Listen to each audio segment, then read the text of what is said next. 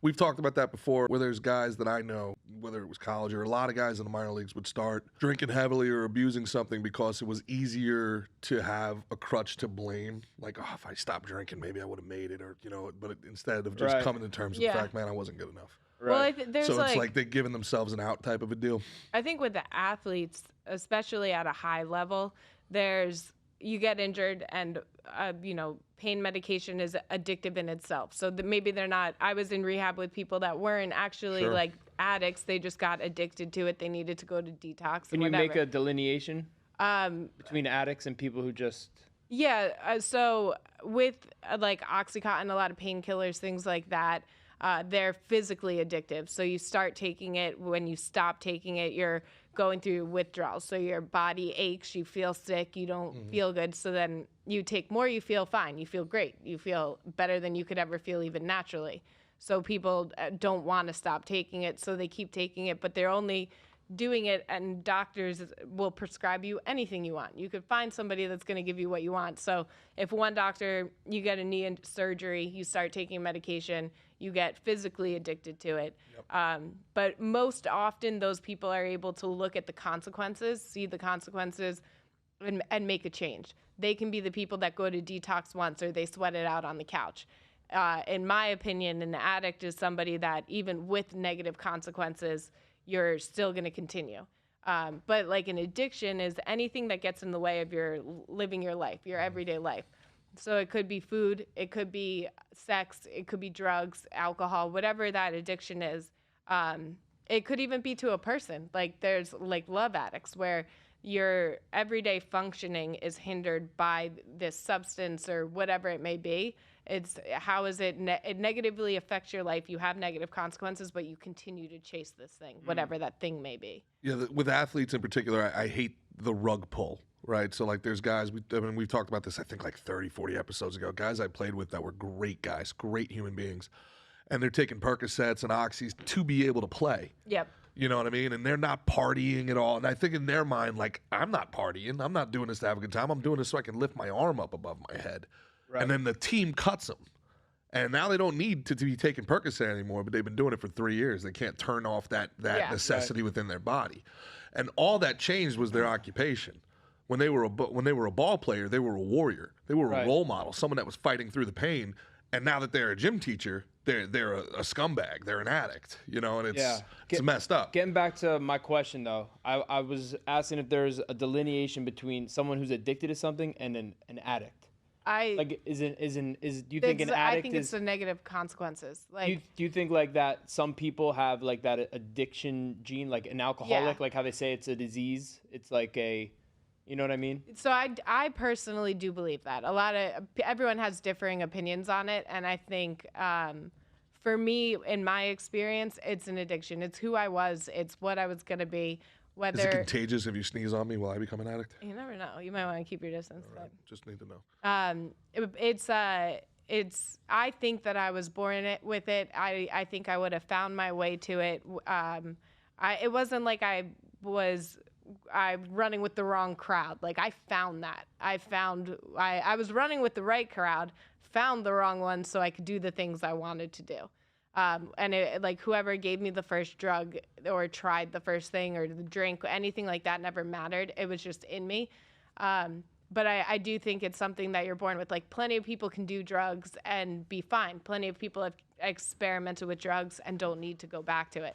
But there's a certain, whether it's personality, a disease, whatever, your brain chemistry leads you to do that. Is what I believe. I agree, and because I think there is like people who are more disposed to it. It's not just, you know what I mean? Like I think there's I would say you have addictive personalities. That's why I don't do any pills, any powders, anything. Like when I got my surgery, I didn't even think about touching those pain pills. Like I think I could be one. I think you put it into something healthy, but that's also with someone's career. If you're an addict or you have that addictive personality, that's why you're going to succeed. That's why you're going to be the best. The obsession, right? Yeah. So that obsessive personality. And that's one of the things I always say, and I believe this, obviously, one, because I've seen it in her, but I've also seen it in other people. When someone is an addict or a junkie, and they're like a real addict, and they get sober, and harness that energy and channel that energy into something productive, they become motherfuckers. They become unstoppable. You're resourceful. If I need, I was sick, I needed crack or heroin, whatever it was, I was going to get it. Now give me a task, whether I know what or how to do it, I can figure it out.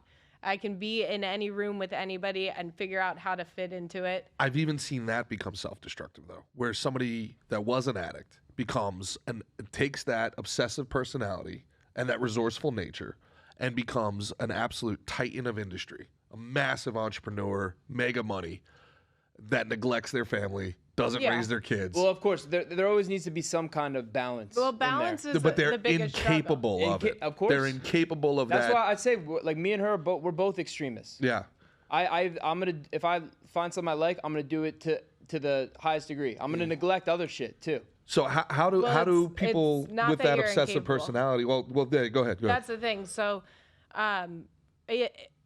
when you're an addict or you have that personality, or when you're going to be getting sober, the goal is not to fill it with something else. It's to come up with positive coping mechanisms. Sure. So I really struggle with balance, and even like I certainly have an addiction with work, and I don't I haven't found balance yet.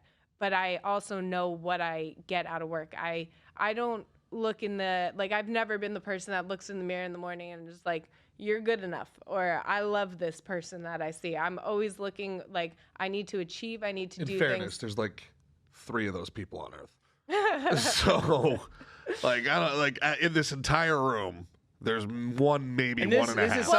This is something that probably one of the last fights we got into, I think, was right after my surgery, and she was talking about this, and I got fucking pissed off. And it's not totally right of me. But how when she like talks about herself like that, like it breaks my heart and like pisses me off, because like I see, and everybody that knows you sees how fucking wonderful you are, but there's some disconnect that you don't see it and don't feel that way.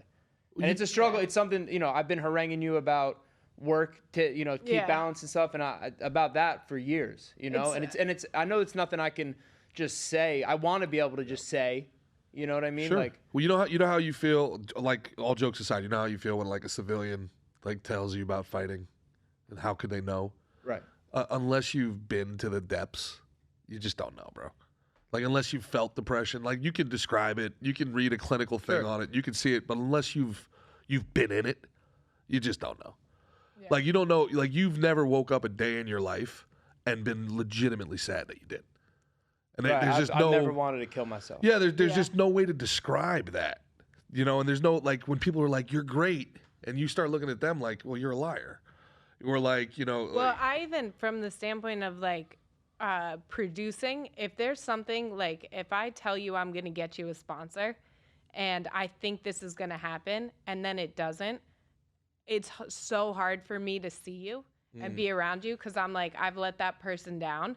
Or if, like, even when it's completely out of my control, a sponsor doesn't pay, but the athlete or whoever has done everything they're supposed to do, I want to avoid that person completely, because like I see it as a failure of myself. Now I'm not good enough, but if I'm like doing great, and if like I have a successful meeting or something like that, I'm on cloud 9. I'm so happy. I'm excited. I'm happy to talk to people. I feel okay.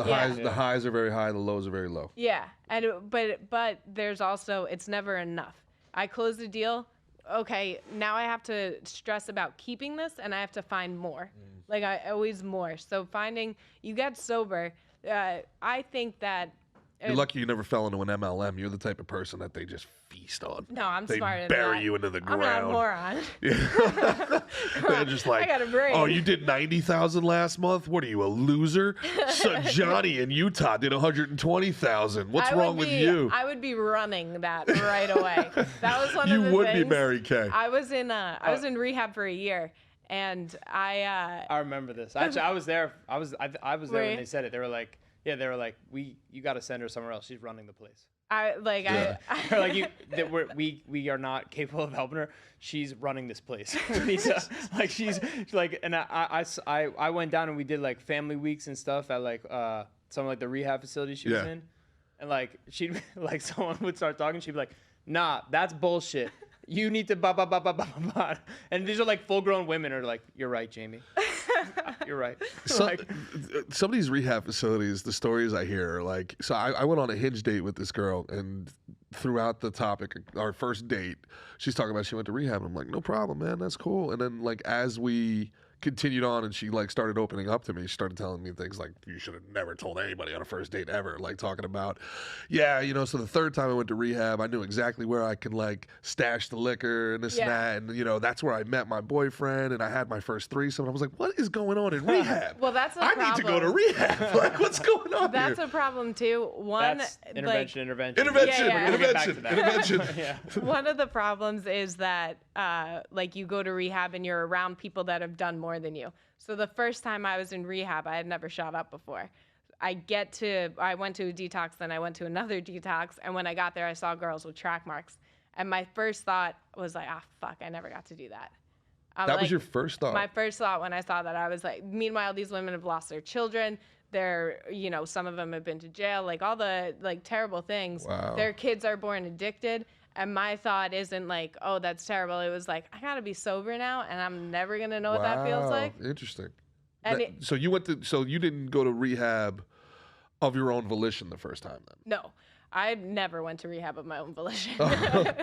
Absolutely not. They tried to make me go to rehab. The only a woman who time- died. No. Yeah. No. The only time I stayed and wanted to stay was at the end when I was terrified of relapsing again, and I just didn't trust myself, and I did everything I could. You legitimately had to admit you lost control. Yeah, I spoke to my therapist maybe a month ago from the last rehab I was in, and she said, you're still the person that's been here the longest. Over 9 years, I stayed there the longest. I was in for over a year. High achiever. Thank High you. achiever. If you're going to do something, do it right. I'm going to go to the extreme.